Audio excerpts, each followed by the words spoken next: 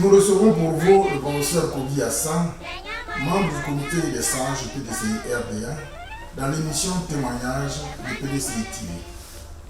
Rappelons que Témoignage est un magazine d'information dont l'objectif est d'amener des sachants à faire le parcours, l'engagement et les apports de certaines personnes qui ont marqué l'histoire du PDCI RDA et qui pourraient servir de modèle de militants convaincants, convaincus, conquérants et combatifs.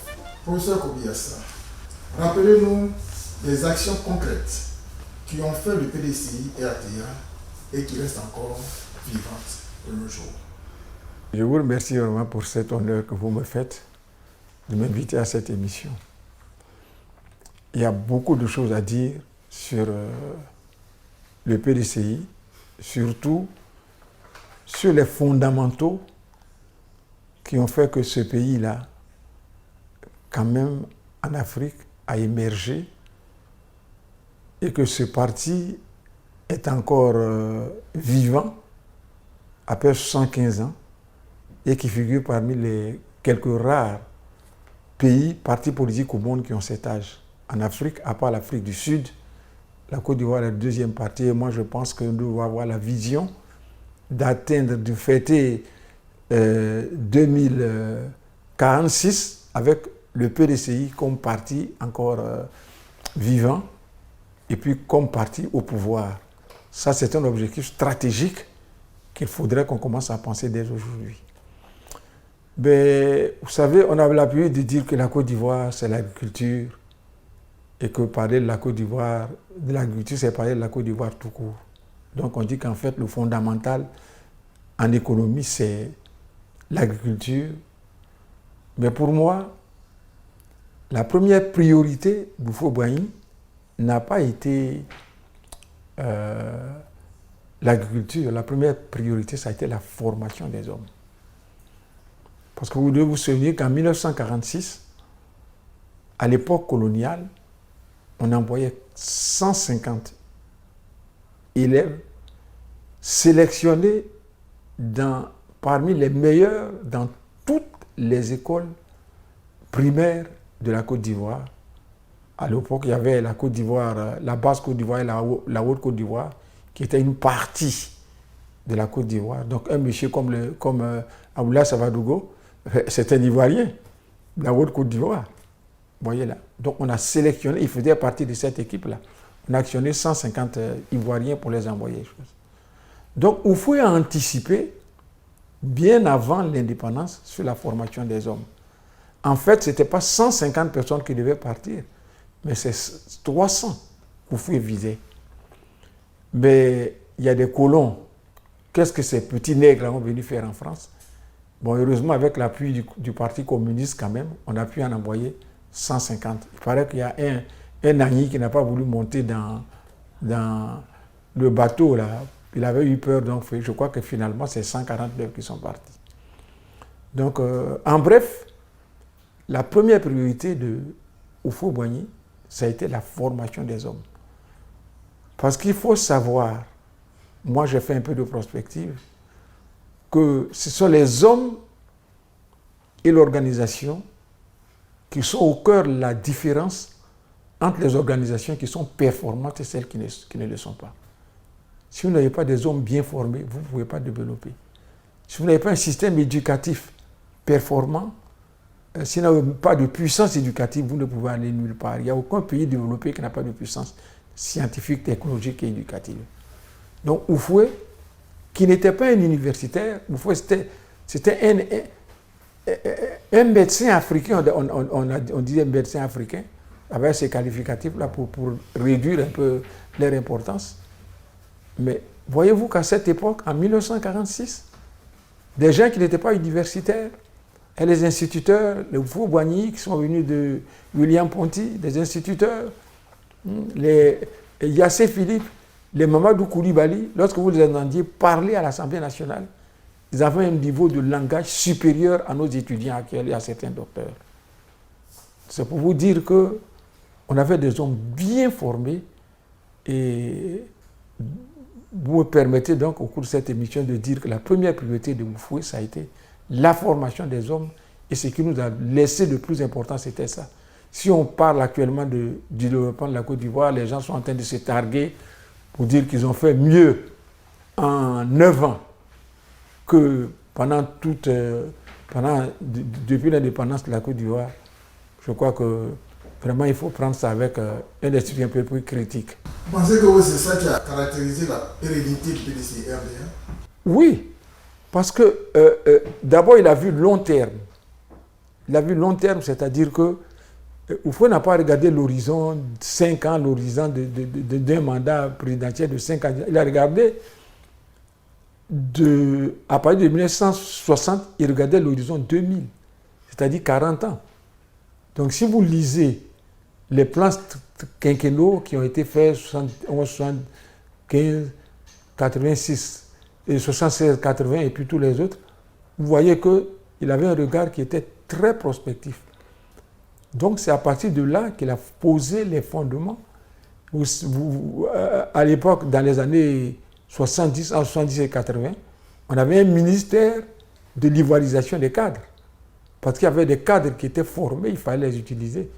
Mais auparavant, il a eu l'intelligence de faire venir stratégiquement des coopérants français. Il a conçu des quartiers du côté des lycées techniques. C'était des Blancs qui étaient là-bas. Le quartier Paillé, c'était des Blancs. La cité Esculape au plateau, c'était des Blancs. À l'époque, les Ivoiriens se plaignaient, il y a trop de Blancs. Mais ce sont ces Blancs-là qui ont formé des cadres de très haute qualité, de très haut niveau. Et c'est ça qui fait la force aujourd'hui de la Côte d'Ivoire. Le RDR, ou bien le RH, je ne peux pas dire que de 2011 à 2019, ils ont formé le capital humain qui gère politiquement, économiquement, scientifiquement, technologiquement la Côte d'Ivoire. C'est la base, les fondamentaux de ce que le PDCI a créé comme ressources humaines qui gère la Côte d'Ivoire actuelle. Professeur, quand est-ce que vous êtes arrivé au PDCI RDA et avec quelles conditions? Je suis arrivé au PDCI dans les années 80, en 1980 exactement. En 1978, lorsqu'on a lancé les communes, lorsqu'on a lancé le développement des communes, la décentralisation. Donc, à Dabou, c'était le parti unique. Mais à l'époque, Oufou avait dit tout le monde est candidat. Dans le parti unique, c'est ça qu'on appelait la démocratie à l'ivoirienne. La démocratie à l'ivoirienne, c'était un parti unique, mais il y avait une compétition au sein du parti pour pouvoir se faire élire pour aller à l'Assemblée nationale ou bien être maire. Vous vous rappelez qu'à l'époque, là, c'est à cette époque que les Bédiers et puis beaucoup de cadres qui gèrent encore aujourd'hui la Côte d'Ivoire ont compéti au sein du parti unique. Et puis à l'époque, dans les années 80, on a eu presque 80% de l'Assemblée qui a été renouvelée avec un personnel rajeuni parce que Oufoué avait dit que tout le monde pouvait être candidat. Voyez là. Donc c'est à cette époque-là que nous sommes rentrés dans la politique, en 1978. Donc moi, ce qui m'a plu, c'est que contrairement à ce qu'on pensait, nous avions quand même une certaine liberté. À Dabou, par exemple, quand le PDCI est passé pour demander de nommer un candidat unique à l'unanimité pour représenter le PDCI, à Dabou, nous avons dit non, nous voulons des élections. Je me rappelle à l'époque, Mirmont Séverin, qui était chez Fraternité Matin, a écrit un article où il nous a insulté proprement d'être des indisciplinés, et puis les Adjoukourou, on était des indisciplinés parce que Yassé voulait qu'on prenne, choisir quelqu'un, nous avons refusé. Nous avons dit à Yassé, non, nous voulons des élections. Mais Oufoué a dit, mais si les gens veulent faire une élection, laissez-les faire les élections. Oufoué était à l'époque en Suisse et il suivait tout ce qui se passait ici. Nous avons fait l'élection. Et puis après, Abobo a suivi. Il y a d'autres régions comme les Mans ou bien Kourgo qui ont suivi. Et puis quand les résultats sont sortis, on a vu qu'il y a des communes qui ont voté et d'autres qui n'ont pas voté. Donc les autres se sont votés, donc il faut qu'il y ait des votes partout. On a annulé toutes les élections. Et je me rappelle qu'à Dabou, nous avions gagné les élections avec Jean-Marie Manso, après avoir contesté le candidat de Yassé Philippe qui était tout puissant à l'époque. Mais on ne nous a pas sanctionnés pour ça. Donc le parti unique à l'époque était un parti quand même qui était à mon avis démocratique. Voyez là. Donc c'est à cette époque-là que nous avons commencé la politique au PDCI. Et depuis que vous êtes au PDCI, qu'est-ce que vous avez apporté personnellement pour renforcer ce parti que vous avez choisi de votre cœur? Il est difficile de dire vraiment. Bon, d'abord, ce que j'ai apporté concrètement, la première chose, c'est que j'ai contribué à la formation de nombreux cadres.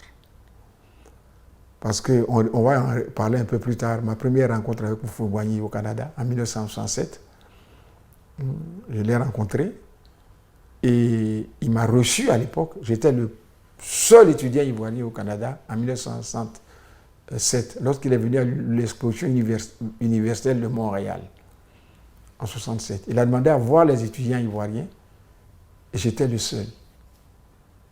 Alors, bon, mais il veut recevoir les étudiants. Comme je suis seul, il m'a reçu au château Frontenac, dans la grande suite présidentielle, en présence de l'ambassadeur Awa Ngueta. Je venais de terminer ma licence, c'est mes parents qui m'avaient envoyé au Canada. Et il m'a demandé quels sont vos problèmes.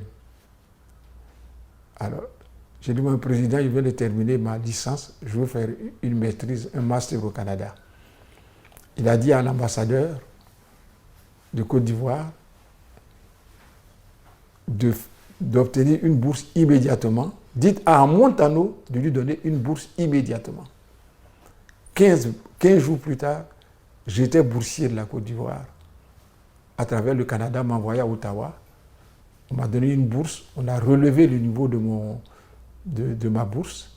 Et puis, j'ai fait un master au Canada. Et à l'époque, au Canada, le master, ça vous permet d'être professeur à l'université.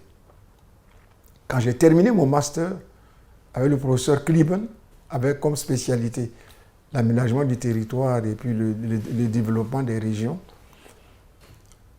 l'université de Chicoutimi a demandé à me prendre. Mais au moment où j'ai quitté le président Houphouët, il m'a dit, jeune homme, quand vous aurez fini, la Côte d'Ivoire compte sur vous. Ne restez pas au Canada, revenez. Donc quand j'ai soutenu ma thèse, on m'a offert la possibilité d'être professeur à l'université de Chicoutimi. Et j'ai répondu au professeur Kliban que Houphouët-Boigny dit de rentrer en Côte d'Ivoire. Il me dit, mais professeur, vous n'allez rien gagner par rapport à ce que vous vouliez gagner au Canada. J'ai dit, bon écoutez, je suis un pupille de la Côte d'Ivoire, Houphouët lui dit de venir, je suis venu. Donc, quand je suis venu en Côte d'Ivoire, j'ai commencé à travailler d'abord au ministère du Plan, où j'étais beaucoup mieux payé qu'à l'université. À l'université, on a commencé avec un salaire de 170 000 francs. Alors que dans le privé, à l'époque, je gagnais plus de 600 000 en 1970. Donc, j'ai préféré quand même aller à l'université parce que je sentais que ma vocation, c'était beaucoup plus l'enseignement que de travailler dans un bureau d'études privé. C'est ainsi que j'ai commencé. Mais le résultat, c'est qu'aujourd'hui, quand je vais à l'université, l'année dernière, le 6 décembre, les étudiants ont fêté mon départ à la retraite. Mais j'ai été très ému, puisqu'il y avait plus de 100 docteurs en géographie. À l'époque, nous n'étions que 4 ou 5 en 74 docteurs. Une centaine de docteurs habillés en toge.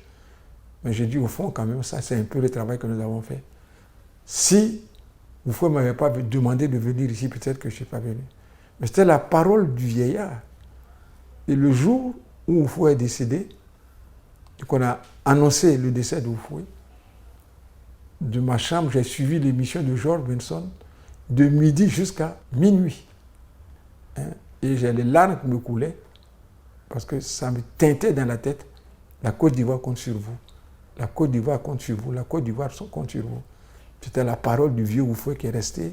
Donc, en fait, c'est Houphouët qui m'a recruté en quelque sorte en 1967 et qui a fait que j'ai pu former plus de 100 docteurs à l'université de Cocody. Ça, c'est une première chose. C'est le président Houphouët-Boigny. Après ça, je suis rentré au PDCI. Au PDCI, quand même, j'ai eu des fonctions très importantes, puisque j'ai été secrétaire national quand même chargé des études de la prospective. C'était le cabinet, le chef de cabinet de Bédier. Donc c'était comme si j'étais le ministre du plan à l'intérieur. Et j'ai appris beaucoup dans l'élaboration des plans stratégiques du PDCI et beaucoup d'autres choses. J'ai contribué. Et c'est comme ça que vous avez connu le président Bédier? Non, je l'ai connu, oui, en tant qu'ambassadeur. Parce que quand Bédié était ambassadeur à Washington, ambassadeur de Côte d'Ivoire, il recevait régulièrement tous les étudiants ivoiriens qui étaient au Canada, boursiers ou pas. Pendant les vacances, Houphouët demandait de regrouper tous les étudiants ivoiriens dans un hôtel. On était au Frère de la Princesse. On venait par avion, on était hébergés. On avait une limousine qui nous transportait. Je me rappelle qu'à l'époque, c'était Adama Toungara, le ministre Adama Toungara. C'est le grand médiateur, mais il a été notre chauffeur. On dit, bon, c'est les petits du là, il doit nous conduire. On a dans notre limousine, celui qui nous conduisait. On était avec le président Bédié. Il recevait tous les étudiants. Et une année sur deux, on nous donnait gratuitement un billet, que vous soyez boursier ou pas, pour voir nos parents en Côte d'Ivoire. Donc, je n'étais pas boursier au départ, en 1964 quand je suis parti. En 1966, j'ai eu un voyage en Côte d'Ivoire, payé par la Côte d'Ivoire. Je suis retourné. En 1968 encore, j'ai eu un autre voyage. Et puis en 1970, je venais de terminer ma master. On m'a payé et puis je suis revenu. Donc, c'est par ce biais-là qu'on rencontrait Bédié. Tout le monde était autour de lui, toutes les ethnies, il n'y avait pas de problème. Donc ça encore, c'est un cadeau que l'État, la Côte d'Ivoire nous a fait, ou Houphouët nous a fait. Alors, quand moi, je venais en Côte d'Ivoire pendant les vacances, je retournais les Béninois, les gars du conseil l'entendent, mais Kobi, mais tu as l'argent? Je dis non. C'est le président Houphouët qui a fait tout ça là. Et quand je l'ai rencontré au château Frontenac, en septembre 1967, au moment où il quittait, il m'a donné un peu d'argent de poche. Je ne peux pas vous dire le montant. Mais ça m'a permis de m'acheter une Volkswagen. J'avais ma Volkswagen, donc je dis ça, c'est la voiture de la Côte d'Ivoire. Et lorsque je quittais le Canada, Lini Songui venait d'arriver. Donc je lui ai laissé la Volkswagen de la Côte d'Ivoire. C'est pour vous dire que Houphouët vraiment s'occupait vraiment de la formation. Il ne m'a pas demandé quels sont mes parents, absolument rien. Mais moi, je suis le neveu du cardinal Yago. C'est un très grand ami de Houphouët, contrairement à ce qu'il disait. Les gens pensaient que Yago et Houphouët ne s'entendaient pas, ce n'est pas vrai. Ils se disaient les vérités. Entre Houphouët et Yago, ils se disaient les vérités. Yago lui disait que je suis ton spirituel, ton supérieur au plan spirituel, et toi, tu es mon supérieur au plan temporel. Ils se rencontraient, ils se disaient les vérités, mais une fois on était à table avec le secrétaire général du PDCI à Dabou, et Yago nous a dit la chose suivante. C'est lorsque Houphouët va mourir, vous allez comprendre la valeur de l'homme que vous avez perdu. Aujourd'hui, moi je le réalise pleinement. Donc le président Bédié, il rassemblait tous les étudiants en quelque sorte. Et c'est par ce biais-là qu'on l'a connu. Donc, bon, en fait, je suis très proche du président Bédié. Quels sont vos rapports aujourd'hui? Les rapports, ben, quand j'étais secrétaire national chargé des études de prospective, de temps en temps, il me faisait appeler par Guégué Madi. Il me dit, bon, mais Kobi, fais-moi mes thèmes de campagne pour la prochaine élection. Donc, en tant que secrétaire national chargé des études de prospective, j'ai formé un groupe de personnes, de cadres, on a fait le travail, on lui a présenté les conclusions, et c'est à ce moment-là que j'ai vu que les gens racontent beaucoup sur Bédié. Il n'y a pas quelqu'un qui lit plus que Bédié. On avait produit un document de 146 pages. Le président Bédié a lu le document de A à Z. Et même là où il y avait des i-trémas, où il y avait les deux trémas, je n'avais pas mis, Bédié a mis en rouge les deux trémas. Tout le document, il a lu. Et puis il m'a dit, faites-le publier. Ce document, il existe et je pense qu'on peut l'exploiter encore pour la campagne qui vient parce qu'il y a beaucoup de choses à l'intérieur. Quelle est la dimension de l'homme Bédié? La dimension de l'homme, écoutez, Bédié, moi je pense que c'est quelqu'un qui est très démocrate. Il est très démocrate. Vous pouvez lui dire ce que vous voulez. Dans la situation actuelle que connaît la Côte d'Ivoire, pensez que le président Bédié a encore un rôle à jouer? Bonne question. Moi, dans la situation actuelle, moi, je vois le président Bédié vraiment comme un homme qui n'a plus rien à envier à personne. Politiquement, il est parti du niveau de base. Il a été maire. Ça c'est une petite fonction politique. Mais c'est très important parce que la mairie, la commune, est plus près des citoyens que l'État. Les Canadiens ont l'habitude de dire que la commune est l'État le plus proche du citoyen. Il a été maire. Il a été à la caisse de compensation. Un haut cadre. Il est devenu ambassadeur. Après, il est devenu ministre de l'économie et des finances. Pendant 11 ans, de 66 à 77. Si vous prenez la croissance économique de la Côte d'Ivoire de 1960 jusqu'en 1980, pendant 20 ans, sans solution de continuité, il y a eu le taux de croissance. Un taux de croissance à 7% en économie, c'était 2 fois plus élevé que le taux de croissance démographique. Donc on créait des richesses et cette richesse était partagée.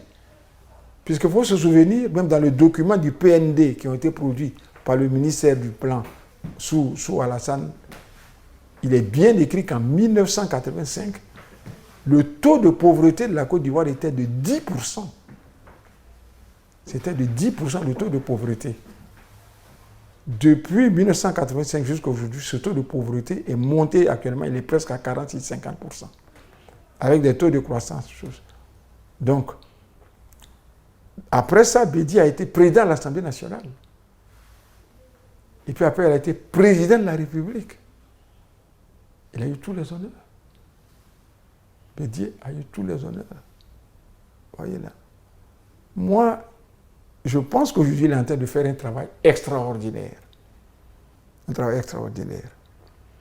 Vous savez, en politique, il y a toujours des tronçons de l'histoire au cours desquels les enjeux du moment changent par rapport aux enjeux du futur.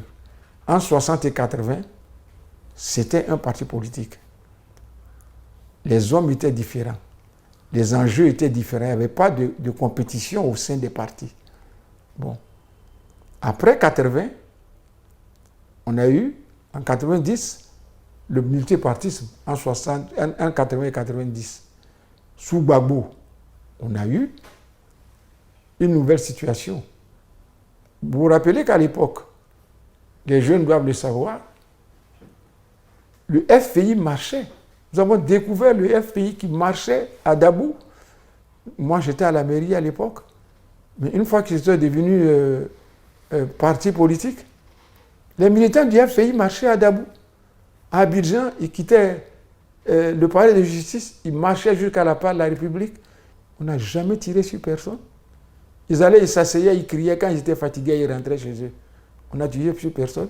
Mais aujourd'hui, crier, président, vous allez voir si on ne va pas tirer sur vous. Voyez là. Bédié a été président de la République. À l'époque, il était président de la République. Les militants du FPI marchaient de Yopougon jusqu'au pont au Feu-Boigny. Ils s'asseyaient. On les laissait marcher. Ils étaient fatigués. Ils retournaient aussi, comme au temps du Feu-Boigny. Donc, c'était un président démocrate. Le RHDP tire sur les gens. Je vous dis, il faut dire la vérité. Marcher. Bon, mais vous savez là. Donc, aujourd'hui, je trouve que Bédié fait un travail extraordinaire. Parce que entre le PDCI et le FPI, ce n'était pas la lune de miel. Hein. Le FPI était dur. Mais quand même, il y avait un dialogue. Même avec Oufo, il y avait un dialogue. Vous voyez là. Bon. Aujourd'hui, le FPI et le PDCI s'entendent. Il n'y a aucun scandale. Le RDR et le FPI s'entendaient aussi. C'est pas pour la période des choses. En 1995, il y a eu le boycott actif. Il y a eu des morts. Après, ils ont été amnistiés par une loi de l'Assemblée nationale. C'est Bédié qui l'a fait. Donc, c'était un démocrate, un président qui était d'un autre niveau. Moi, je crois que le travail que Bédié est en train de faire est très important. réussir à mettre le FPI et l'EDS et le PDCI et le CDRP ensemble, ces deux blocs-là ensemble, je crois qu'il ne faut pas se faire d'illusions. Ceux qui disent qu'ils ont un gros parti qui a une hyperpuissance, je crois que sincèrement, je pense que c'est une fausse certitude.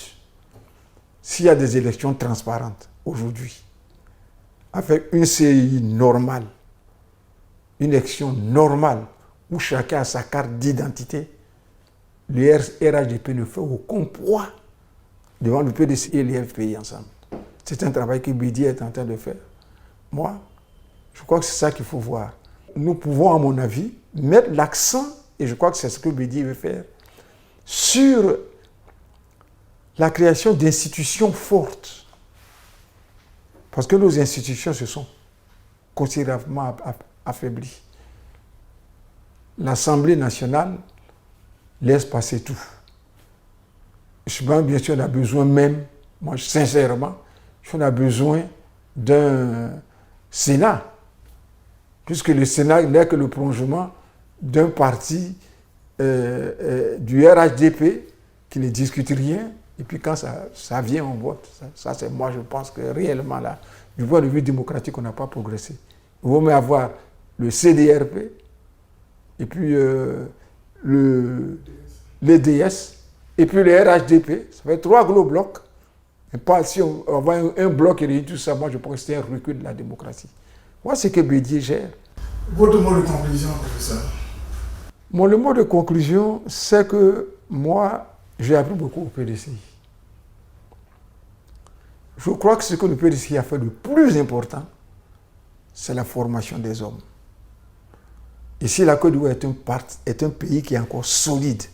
Souvenez-vous que quand Gbagbo était au pouvoir, pendant toute ces périodes de 10 ans, on payait les fonctionnaires. Et fondamentalement, l'économie on avait un taux de croissance de moins 2% au moment où en 2010. Mais quand Bédié venait au pouvoir en 1985, on était aussi à un niveau de croissance qui était pratiquement à zéro avec Alassane Ouattara. Mais si vous regardez le taux de croissance, il a rebondi à partir de 1995 et on était en train de remonter la pente lorsqu'il y a eu le coup d'État qui a fait qu'on est redescendu les choses. Donc, il n'y a rien de nouveau sous le soleil de la Côte d'Ivoire en matière de planification stratégique. Le PDCI avait un modèle de développement, en fait, avec un capitalisme d'État, mais qui était très souple et qui a fait les plus grandes entreprises du pays, ce qui a fait la puissance de la Côte d'Ivoire et qui continue à faire la force de la Côte d'Ivoire ici. Café, cacao, EVA, banane. On a même eu une compagnie maritime qui a été démantelée alors que nous transportions déjà 50% de nos produits à l'extérieur. On avait Air Afrique, on avait avec le PDCI un modèle de société pour avoir une puissance régionale. Et tout ça est en train d'être démantelé. Moi, je pense que les gars du PDCI doivent reprendre confiance en eux-mêmes. Le plus important, ce n'est pas Bédié, ce n'est pas Alassane, ce n'est pas Gbagbo. Non. C'est la foi et la valeur des institutions. Et Bédié est en train de travailler là-dessus. J'espère que s'il réussit à mettre des institutions fortes en Côte d'Ivoire, qu'il soit président ou pas, il faudra lui vraiment le voir comme un sémaphore, c'est-à-dire quelqu'un qui est placé sur un pylône et puis qui regarde et puis on va célébrer Bédié parce qu'il aura rendu un service très important en regroupant les opposants pour créer des institutions fortes. Parce qu'aujourd'hui, je pense que la Côte d'Ivoire est en train de s'affaiblir sur le plan des institutions. Cette émission témoignage s'achève. Merci beaucoup d'avoir répondu à notre appel. C'est moi qui vous remercie.